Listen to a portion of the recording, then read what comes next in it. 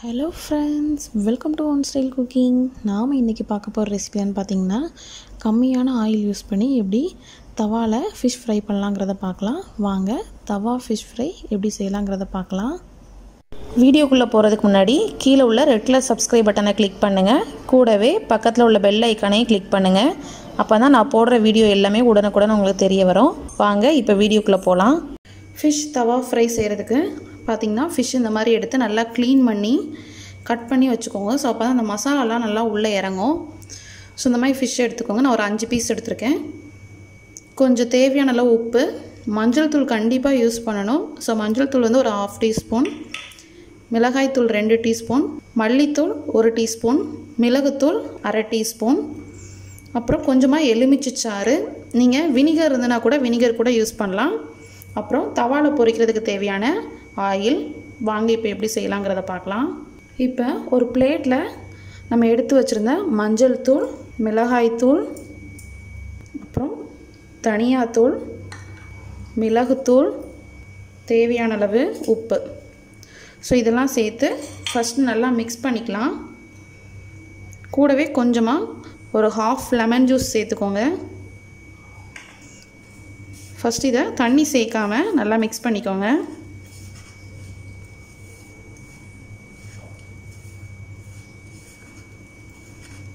இப்போ இதில் கொஞ்சம் கொஞ்சமாக தண்ணி சேர்த்து பிசைஞ்சிக்கலாம்.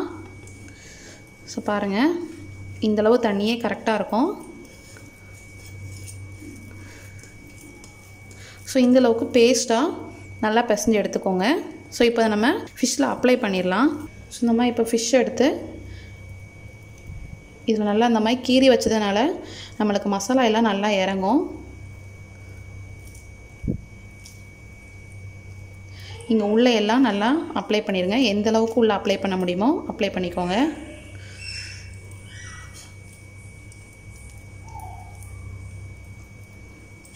அப்புறம் அவுட்டர் சைடில் எல்லாம் நல்லா அப்ளை பண்ணிக்கோங்க.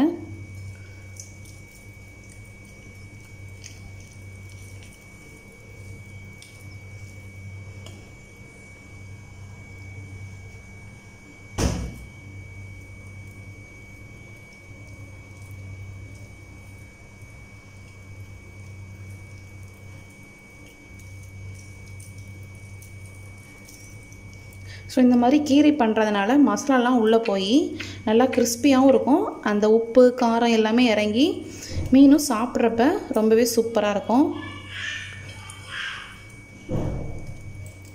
ஸோ இந்த மாதிரி எல்லா ஃபிஷ்ஷையும் அப்ளை பண்ணிடலாம்.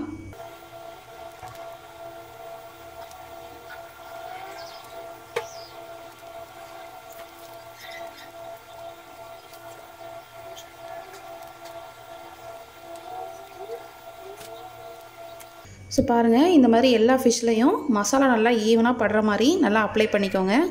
ஸோ இதை ஒரு 1/2 hour வரைக்கும் நல்லா ஊற வச்சுக்கோங்க. அதுக்கப்புறம் ஃப்ரை பண்ணி எடுத்திங்கன்னா அந்த உப்பு காரம் எல்லாம் மீனில் இறங்கி அதோட டேஸ்ட் ரொம்பவே சூப்பராக இருக்கும். இது ஒரு 1/2 மணி நேரம் நல்லா ஊறட்டும். இப்போ 1/2 hour ஆயிடுச்சு. மீன் நல்லா ஊறிடுச்சு. இப்போ நம்ம இதை ஃப்ரை பண்ண ஆரம்பிச்சிடலாம். ஸோ இப்போ பார்த்திங்கன்னா நம்ம நார்மல் நான்ஸ்டிக் தவாவில் தான் நம்ம ஃப்ரை பண்ண போகிறோம். நீங்கள் இந்த இரும்பு தவா இருந்துச்சுன்னா அதில் ஃப்ரை பண்ணிங்கன்னா கூட ரொம்பவே சூப்பராக வரும். ஸோ என்கிட்ட அந்த தவா இல்லை, அதனால் நான் நார்மலாக நான்ஸ்டிக் பேன்லேயே ஆயில் ஊற்றி வச்சுருக்கேன். ஸோ கொஞ்சமாக ஆயில் சேர்த்தா போதும். ஸோ இப்போ இந்த ஆயில் நல்லா சூடாகணும்.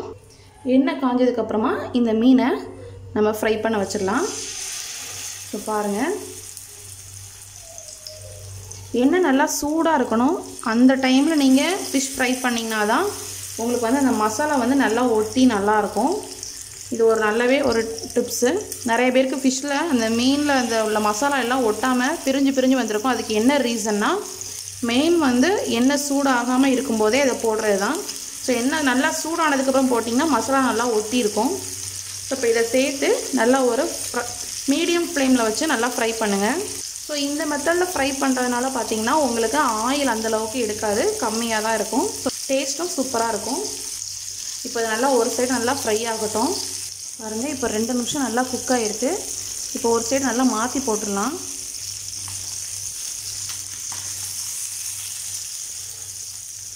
ஸோ பாருங்கள், ரொம்பவே சூப்பராக ஃப்ரை ஆகிருக்கு.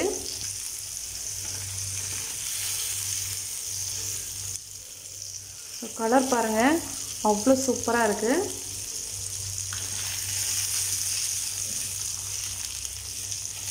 ஸோ 2 சைடும் இந்த மாதிரி மாற்றி போட்டு நல்லா ஃபிஷ் நல்லா ஃப்ரை ஆகிற வரைக்கும் நல்லா குக் பண்ணிக்கோங்க. ஸோ நம்மளோட ஃபிஷ் பார்த்திங்கன்னா எல்லா சைடும் நல்லா ஈவனாக குக் ஆகிடுச்சு. இப்போ நம்ம இதை வேறு ஒரு பிளேட்டுக்கு மாற்றிடலாம். ரொம்பவே சூப்பரான டேஸ்டான தவா ஃபிஷ் ஃப்ரை ரெடி ஆகிடுச்சு.